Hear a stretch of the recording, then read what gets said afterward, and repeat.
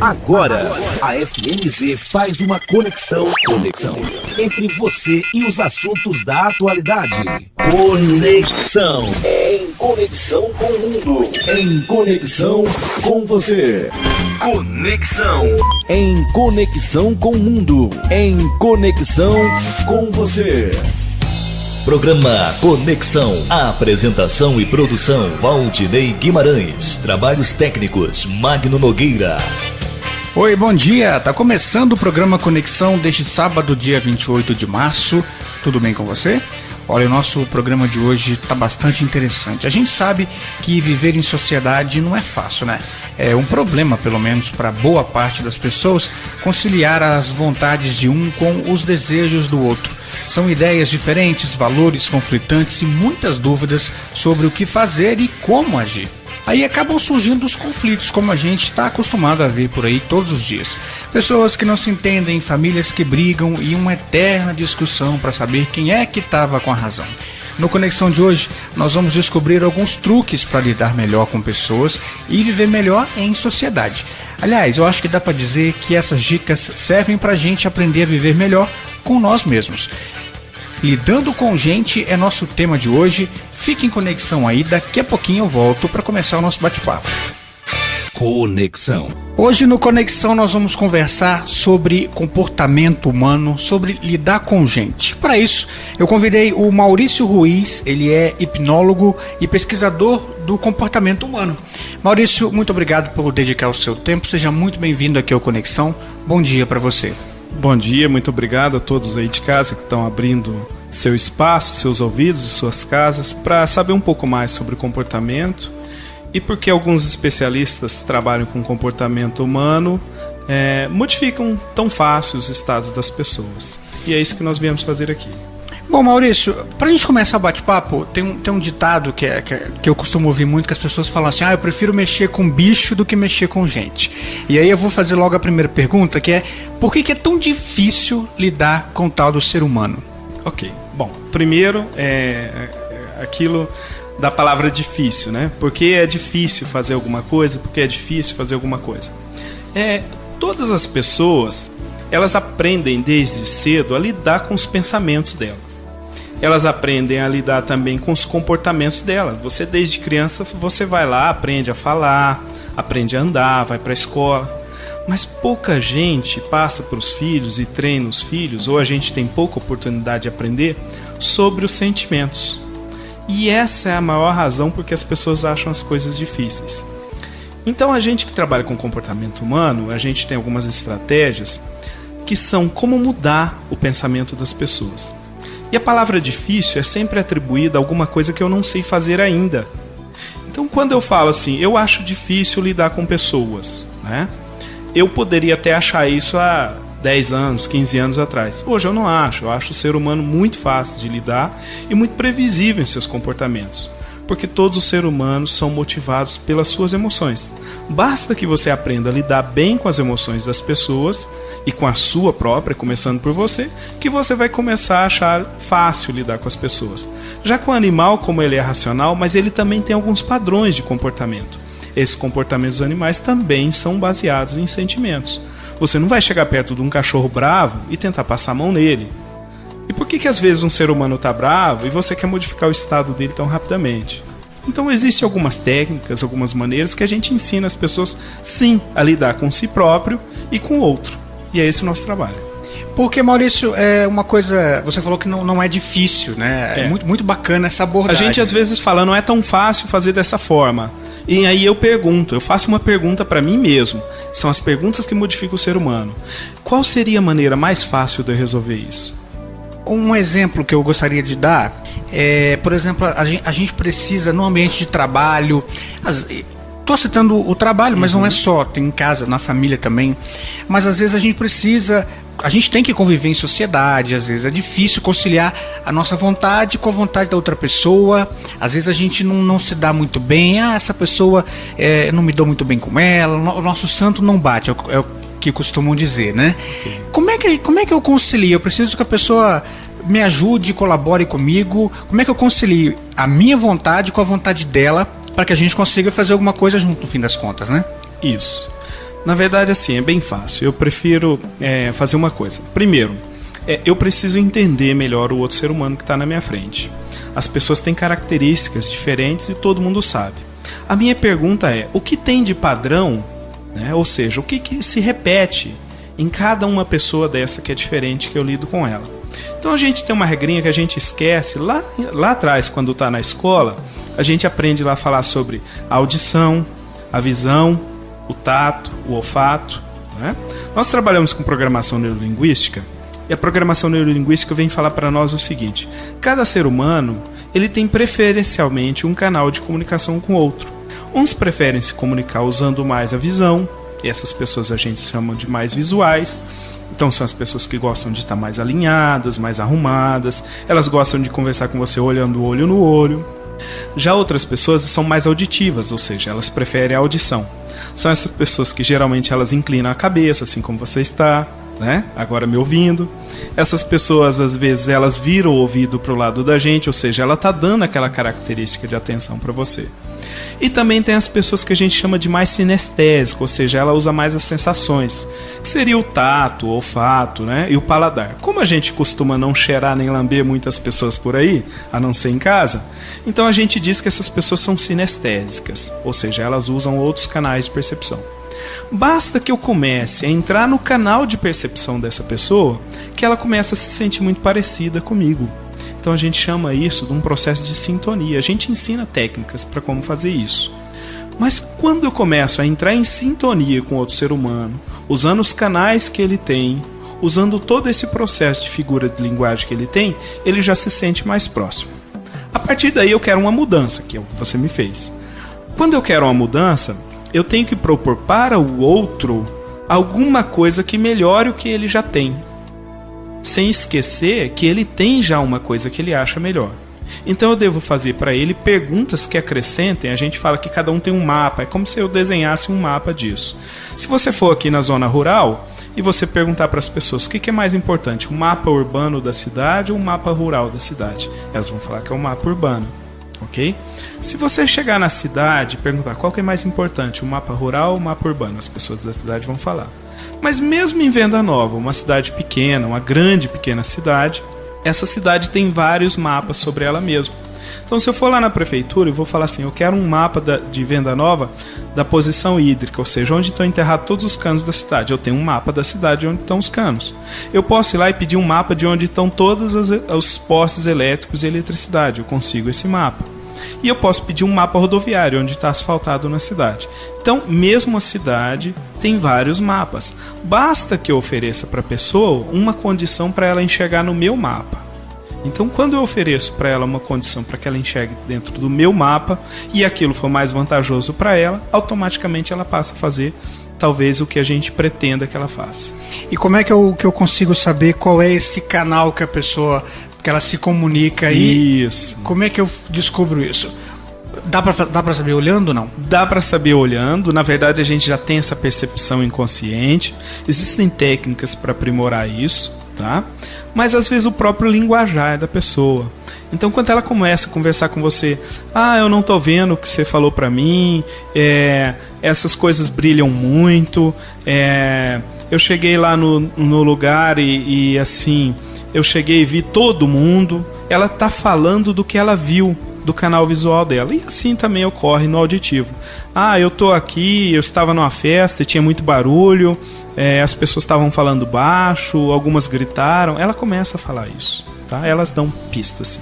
Na verdade é quase uma questão de você conquistar a pessoa, né? Todo relacionamento é como se fosse uma conquista. Os grandes relacionamentos que nós temos são pessoas que a gente conquista todas as vezes que a gente encontra. Afinal de contas, você não se relaciona com uma pessoa que ela não dá bola pra você, não se importa com você. Então, quando você parte para um relacionamento com a pessoa, é uma conquista. Agora, se é uma pessoa que você tem interesse, né, de estar perto de você, ou se tem um interesse em um relacionamento com essa pessoa, um relacionamento amoroso, você vai mudar totalmente o jeito que você faz isso. Conexão de hoje está falando sobre como lidar com gente, com pessoas.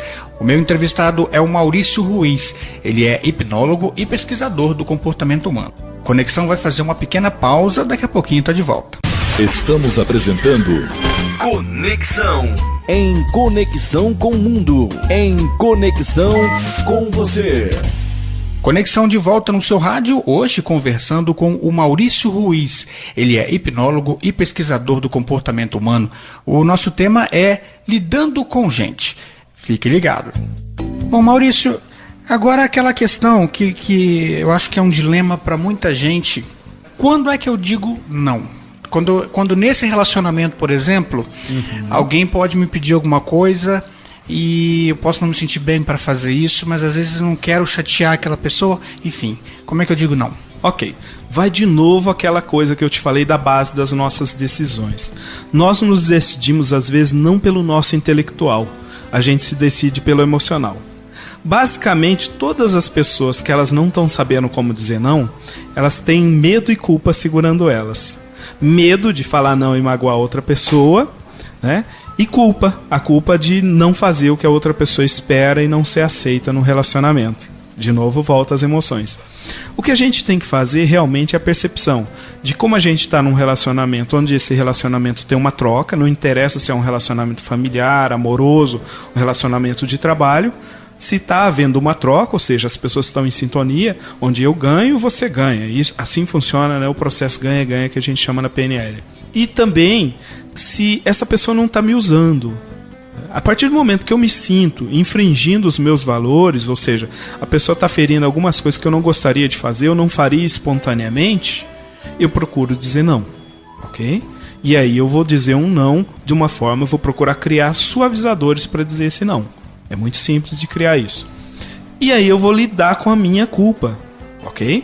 Então algumas pessoas têm tanta culpa que carregam desde a infância com problemas emocionais, que quando elas não conseguem resolver esse de aprender a falar não sem culpa, a gente indica para essa pessoa fazer uma terapia, né? Nós fazemos alguns processos terapêuticos justamente para isso. Você disse dos processos para suavizar esse não. Yes. Quais seriam, por exemplo, o que eu poderia utilizar? Vou ter que falar não aqui, mas então eu vou compensar entre aspas, né? Isso. A gente tem, dentro da programação neurolinguística, algumas coisas que a gente chama de suavizadores linguísticos, né? As pessoas já sabem algumas coisas de suavizadores que elas usam no dia a dia. Então, por exemplo, se eu vou pedir para você, me traz outra xícara de café. Quando eu falo isso para você, como você se sente? Eu estou mandando, você pega outra xícara de café. Eu posso falar até, mas olha, eu preciso de mais outra xícara de café. Como é que ficou agora? Eu preciso. Já melhorou. Já melhorou, você começou a me ajudar, ok? Então eu uso um suavizador desse tipo. Será que você poderia pegar uma xícara de café para mim? É um suavizador linguístico que as pessoas às vezes não percebem. Isso a gente usa muito em hipnose, né? Mas dentro da programação neurolinguística nós temos um módulo inteiro para falar sobre a linguagem hipnótica, que é uma linguagem mais sedutora, de como conquistar o que as pessoas querem. Então quando eu vou falar não para uma pessoa, por exemplo, e você pede para mim e fala assim, me pega outra xícara de café, eu viro para você e falo assim, eu estava pensando, será que você mesmo poderia pegar? Então eu devolvo com uma pergunta, às vezes é um ótimo suavizador. Bom, Maurício, agora um outro cenário, né? Que é quando eu vou dizer sim. Aí esse sim, também eu acho que vai naquela questão de não ceder demais. Como é que eu meço isso se eu não estou cedendo muito e dizendo sim de qualquer forma ou para agradar uma pessoa, por exemplo? Como é que eu faço? Ok. Primeiro, voltando lá no não, a gente tem a questão dos valores e no sim também. Eu digo sim sempre que uma coisa agrada os meus valores, ou seja, aquelas coisas que eu julgo como fundamentais para mim. Os valores a gente explica de uma forma bem simples aqui, mas são aquelas coisas que eu tenho como importantes para mim. São importantes que eu aprendi de pai e mãe, aprendi na minha sociedade. Sempre que alguma coisa agrada os meus valores e que a pessoa me pede, eu vou falar o sim. Ao contrário, eu vou me livrar da culpa e vou falar o não, procurando jogar um suavizador. O sim também é importante para a gente, para direcionar as pessoas para o que elas querem, que é outra estratégia mental que as pessoas usam. Geralmente elas focam no que não querem. Quando você começa a trabalhar com o sim no que a pessoa quer, é como se você buscasse uma coisa afirmativa para ela. Isso é o que motiva a maioria das pessoas. Maurício, muito se fala atualmente em individualismo. As pessoas, isso é o que é consenso, né? As pessoas dizem isso, mas você como profissional da área pode dizer se é uma verdade ou não. As pessoas estão se ocupando mais com redes sociais, com o WhatsApp no celular, e às vezes acabam esquecendo de compartilhar, de conversar, enfim. Os relacionamentos, você mesmo já disse que não existe difícil, né? Mas eles ficaram diferentes, ou mais complicados que sejam, por causa da tecnologia no decorrer dos últimos anos? Veja bem, nós como estudamos o comportamento humano, a gente vai numas perguntas, são as perguntas que trazem resposta pra gente, é como se fosse a filosofia, né? Então nós vamos filosofar sobre os sentimentos das pessoas.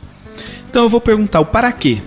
Para que as pessoas, às vezes, elas deixam de estar num ambiente público, ou elas deixam de se reunir, ou mesmo num restaurante, numa mesa, as pessoas começam a buscar lá o Facebook ou outras mídias sociais e estão se comunicando com quem não está perto. Bom, primeiro nós temos lá um processo todo evolutivo que o homem gosta muito de viver como se fosse em matilha. Mas parece um contrassenso. Se eu estou diante de uma pessoa que está aqui e eu estou me comunicando com outras que estão fora, eu não estaria nesse contrassenso? Aparentemente sim, mas na verdade não. Se a outra pessoa já está ali comigo, é porque a aceitação dessa pessoa eu já tenho, ok? Essa pessoa já compartilha comigo. Então a intenção positiva das pessoas que estão dentro disso é buscar aceitação em outras classes. Elas buscam aceitação em classes sociais maiores, elas buscam expandir as aceitações delas em outras classes sociais. O ser humano está sempre buscando aceitação. Quando ele tem aceitação de um determinado grupo, ele sempre quer estar ligado àquele grupo. E é isso que as redes sociais fazem muito bem. Elas ligam a gente a um grupo de aceitação muito grande. Então elas são, como a gente diz, alguma coisa que estimula muitas pessoas estarem por ali muito tempo. E elas demandam muito tempo nisso e às vezes realmente se esquece de quem está próximo. Porque aí acaba sendo um risco. Essa pessoa, ela tá conquistando, né, um grupo, mas ela tá esquecendo de quem tá do lado dela. É perigoso ela perder esse grupo que já tá ali, né? A gente fala hoje que está acontecendo a valorização, né, do ausente e uma desvalorização do presente. Ou seja, a pessoa que está ali diante de você, ela está te dando um presente, que é a companhia dela, é a qualidade de atenção dela. Então o que a gente ensina é assim: para quê? Para que eu quero manter o relacionamento com aquela pessoa, se aquela pessoa que está ali diante de mim é mais importante do que o grupo que eu estou me comunicando? E se for, sim, eu consigo me desvencilhar um pouquinho, desligar um pouco o celular, desligar a internet do meu celular ou do meu computador e consigo dar um pouco de qualidade de atenção para as pessoas. As pessoas às vezes esquecem de uma coisa: existe um processo entre quantidade de atenção e qualidade da atenção. Na verdade, o que mais importa para as pessoas não é a quantidade de atenção, e sim a qualidade. Quando nós estamos diante de outra pessoa e nós estamos dando qualidade de atenção para aquela pessoa, a gente se sente aceito e a gente se sente valorizado por ela. Então basta que eu divida um pouquinho. Olha, eu vou conversar com você, mas eu preciso responder algumas mensagens aqui. Em 2 minutos a gente retoma a nossa conversa, né? Então isso é ter educação com o outro, sim, de valorizar ele, de quem está diante de você, e aumentar a qualidade de atenção. Eu tenho filhos também, eu tenho uma filha que vive comigo, outro filho mais velho mora em São Paulo já, segue a carreira dele, mas o que eu procuro valorizar com a minha filha quando eu estou em casa, eu passo bastante tempo até em casa, mas quando eu estou em casa eu tenho um tempo que eu preciso trabalhar, e tem um tempo que eu preciso dar atenção para ela. Então hoje o que a gente escolhe é fazer assim: filha, olha, eu vou te dar atenção por meia hora, nós vamos ficar juntos, nós vamos brincar ou vamos jogar um videogame juntos, vamos fazer alguma coisa onde a gente participe, vamos andar de skate, vamos dar uma voltinha de bicicleta, e eu dou ali para ela um tempo de qualidade de atenção. Isso é muito importante para ela. Com crianças é um pouco mais complicado, Maurício? Não, muito mais simples. Com crianças sempre mais simples de lidar. Apesar do momento que você aumenta a aceitação com ela, aumenta a qualidade de atenção com ela, e tira uma coisa que muito adulto se cobra, é transferir uma responsabilidade de querer deixar a criança feliz, né? Então eu devo entrar com a criança sempre neutro, e eu vou acompanhando para onde ela está. Eu não procuro alegrar as crianças que estão diante de mim inicialmente, mas eu procuro ser neutro, para sentir um pouco dela. Lembra que eu te falei lá no início da gente entrar em sintonia com o outro? Eu entrando em sintonia com o outro, eu tenho que entrar na mesma percepção que ela está, ou neutra. Então com a criança é muito mais fácil você entrar neutro e levar ela para o estado que você quer. Mas o que é ser neutro aí nesse caso? Ser neutro nesse caso, quando eu vou lidar com uma criança, se a criança está muito tristonha, às vezes as pessoas erram, chegam perto da criança querendo brincar muito, né? Nesse caso, entrar neutro é entrar com pouco sentimento, mesmo percebendo qual que é o sentimento que ela tá. Até se ela tiver um pouquinho tristinha, você faz uma semblante, uma cara, acompanha, ela tá valorizando aquele sentimento dela, né? Porque aí você vai mudar o estado de espírito dela, que é outra coisa importante no relacionamento. As pessoas esquecem que elas têm estado de espírito e sentimentos. Estado de espírito é aquela coisa que eu acordei hoje e falo assim, poxa, hoje eu estou chateado. E a pessoa às vezes passa o dia inteiro chateado, não é? Raiva. Alguém, né, chutou minha canela lá, bateu, me deu um empurrão, eu fiquei com raiva. Aquela raiva vai passar em 5, 10 minutos. Agora o estado de espírito, ele parece que gruda mais na pessoa. Sim. Então, o que muda o estado de espírito, volto a falar, as coisas que mais modificam o ser humano são as perguntas. Eu faço uma pergunta. Vem cá, eu acordei hoje e falei, eu tô chateado e vou me manter chateado o dia todo? Para quê? Se eu tiver uma resposta conclusiva para isso, não, eu tô chateado porque hoje é aniversário de morte de alguém que eu conheci, ok, então eu vou passar um dia mais ameno. Eu respeito o meu sentimento que está agregado àquilo. Agora, quando eu faço uma pergunta do para quê eu cheguei naquilo ali, e eu não tenho uma resposta lógica, você vai ver que automaticamente, em 5, 10 minutos, seu estado de espírito foi embora e suas emoções mudaram totalmente. Funciona sempre? Funciona sempre. A nossa conversa no Conexão de hoje é sobre como lidar com pessoas. O meu entrevistado é o Maurício Ruiz. Ele é hipnólogo e pesquisador do comportamento humano. Vamos fazer uma pequena pausa para uma música e o intervalo. Daqui a pouquinho eu estou de volta. Fique em conexão. Estamos apresentando Conexão. Em conexão com o mundo. Em conexão com você. Estou de volta para o último bloco do programa Conexão, hoje falando sobre comportamento humano, sobre como lidar com as pessoas. O meu entrevistado é o Maurício Ruiz, ele é hipnólogo e pesquisador do comportamento humano. Vamos voltar para a entrevista, fica ligado aí. Bom, Maurício, uma coisa que eu observo muito, principalmente em redes sociais, eu costumo acompanhar muito as pessoas... A direita e a esquerda na política, a direita que a gente vê e a esquerda que a gente vê nas redes sociais. Não vamos entrar no mérito da política a fundo, se isso aí é uma esquerda de verdade, uma direita de verdade. Mas o que acontece? As pessoas parecem que não se colocam no lugar de outras. Elas nunca se entendem. Faz parecer que um lado é sempre ou 100% certo ou é o 100% errado. Aí eu estou imaginando aqui que isso aconteça em outros níveis. As pessoas não se colocam no lugar umas das outras. Isso é uma realidade? Isso é aquilo que nós falamos lá no início. Lembra que eu te falei dos mapas? E aí eu vou lá para um engenheiro hidráulico da prefeitura e falo assim, esse aqui é o mapa correto de Venda Nova? Ele olha o mapa de todos os canos e fala, não, esse mapa é o correto. Então ele vai olhar com os olhos dele, ou seja, com a interpretação dele. Eu vou no engenheiro elétrico e mostro o mapa de onde estão os postos de fiação, pergunto para ele, esse mapa está correto? Ele vai olhar para aquilo e olhar com os olhos dele e vai falar, sim, esse mapa está correto. Agora, se eu trocar os mapas e perguntar para o engenheiro elétrico, esse mapa está correto? E der o mapa hidráulico para ele, o que ele vai falar? Eu imagino que ele não vai entender, né? Ele não vai entender. Então é isso que as pessoas procuram fazer. Mostrar para elas o seu mapa como sendo correto. Na verdade, o mapa é sempre correto para nós mesmos. Agora, a partir do momento que eu quero expandir o outro, eu chego e falo para ele, olha, eu tenho aqui, nesse caso, eu tenho aqui o mapa hidráulico de Venda Nova, ok? Você vai sobrepor ele por cima do seu mapa elétrico e vai ver se as ruas estão certas. Vão ter as mesmas ruas nos dois mapas? Provavelmente, a maior parte delas sim. As que baterem, ele vai falar que está correto, concorda? Então eu já tenho ele começando a interpretar o meu mapa. Seria uma questão de achar pontos em comum, então? Isso, por aí que a gente começa. Achar pontos que não tem divergência em discussão. Por exemplo, tanto o pessoal hoje de direita quanto de esquerda no Brasil, eles propõem que nós precisamos de algumas coisas. E nenhum brasileiro vai falar que não.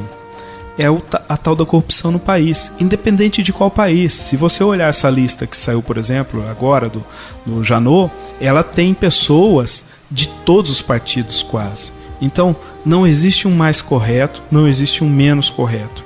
O que as pessoas precisam fazer é mudança.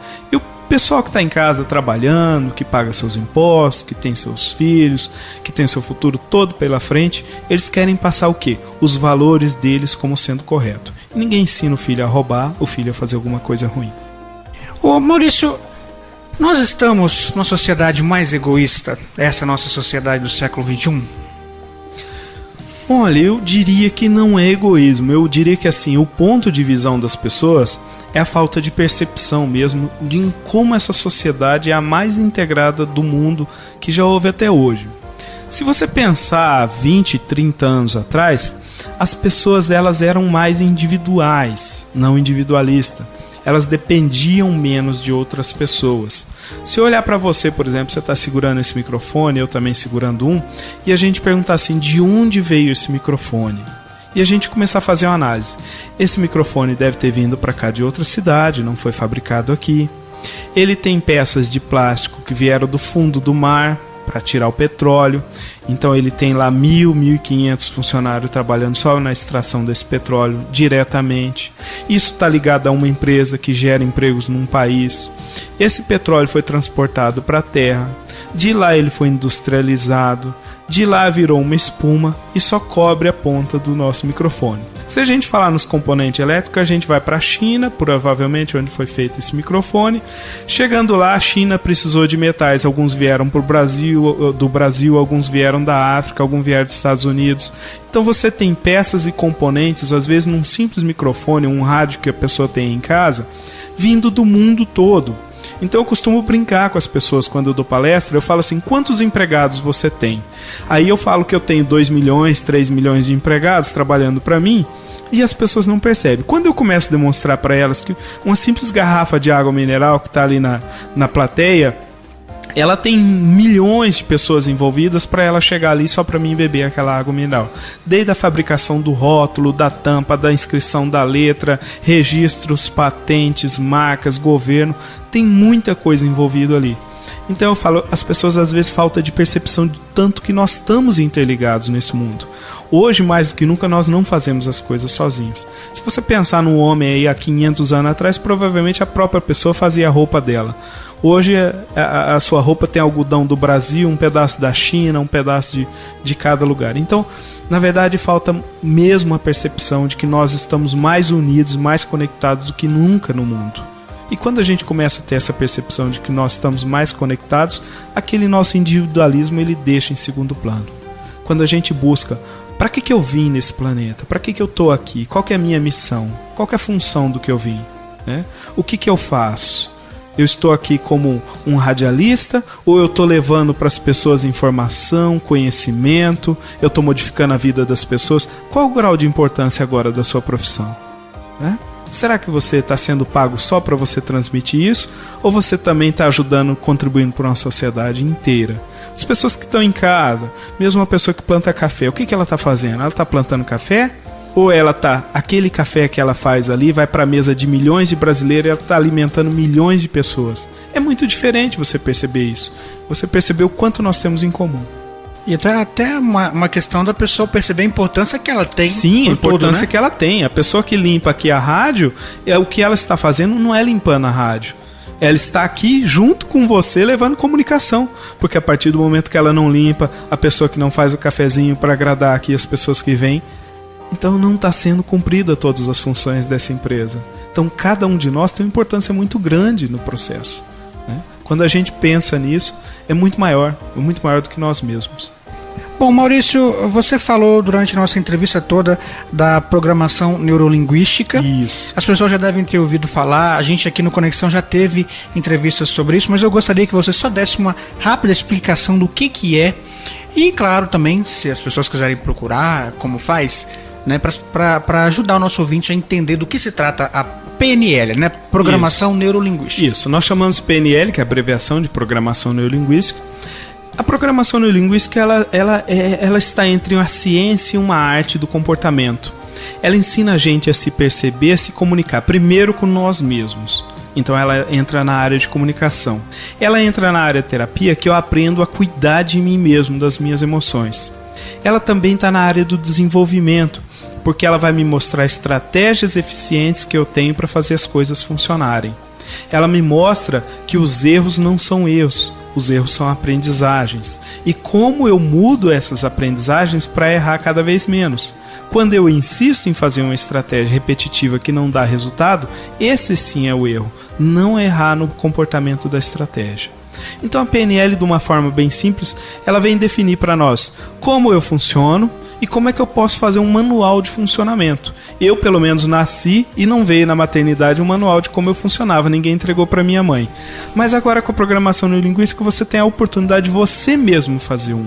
Você mesmo fazer o seu sucesso. Tá? Para as pessoas que querem conhecer um pouco mais de PNL, nós estamos fazendo um curso de PNL, vai ser em junho aqui em Venda Nova mesmo. Nós fazemos mensalmente quase um curso que se inicia uma turma nova em Vila Velha. Nós temos um instituto lá, nós temos 2 anos já no mercado. Nós já trabalhamos com isso já faz um tempo bom, tanto com hipnose quanto com treinamentos, né? E nós trabalhamos de uma forma para modificar as pessoas. Conversei hoje com Maurício Ruiz, ele é hipnólogo e pesquisador do comportamento humano. Falamos inclusive sobre comportamento humano, sobre como lidar com as pessoas. Maurício, muito obrigado novamente pela sua participação. A gente sempre abre o espaço no fim do programa para o nosso convidado fazer as considerações finais. Fique à vontade então para dizer as suas palavras. Bom, agradecer mais uma vez, né, a rádio de permitir para nós de adentrar o seu espaço e aqui junto adentrar a casa do ouvinte. É uma oportunidade muito grande, porque mesmo que a gente tenha uma empresa e trabalhe comercialmente com isso, nós temos um desejo de mudança no outro. Nós às vezes não estamos buscando para que a pessoa faça um curso. Nós fazemos palestras gratuitas para quem não pode pagar. Nós já tivemos em Venda Nova várias vezes, porque o nosso maior desejo é um desejo de mudança. É uma busca constante que o ser humano tem e a gente quer fazer parte dessa mudança. A partir do momento que eu ofereço novas escolhas, as pessoas fazem mudanças. Agradecendo essa oportunidade, falar também para as pessoas que estão aí em casa e querem como eu busco a PNL, para quem tem aí a internet, nós temos um site, chama supleno.com, tá? Tem outdoor aí na cidade, para quem quiser buscar informações, e também temos um telefone em Vila Velha, que é o 3061-3252. E eu quero deixar para vocês um recado. O ser humano, ele nunca erra. Nunca. O ser humano nunca tem problema. Nunca. Basta que a gente mude a visão do que a gente precisa. Basta que eu coloque o foco no resultado. Tem uma frase muito bacana que eu falo nas minhas palestras, que é o seguinte: as pessoas me perguntam, como é que você adquire sucesso? Eu falo, para qualquer pessoa que faz sucesso, só tem uma coisa: sucesso é fracassar com entusiasmo. Se alguma coisa deu errado, eu mudo as estratégias e vou em frente. E é isso que eu faço todos os dias da minha vida. Espero que vocês também aprendam. Obrigado. Conexão terminando. Hoje nós conversamos sobre comportamento humano, sobre como lidar com as pessoas. Você gostou do bate-papo? Espero que tenha gostado, viu?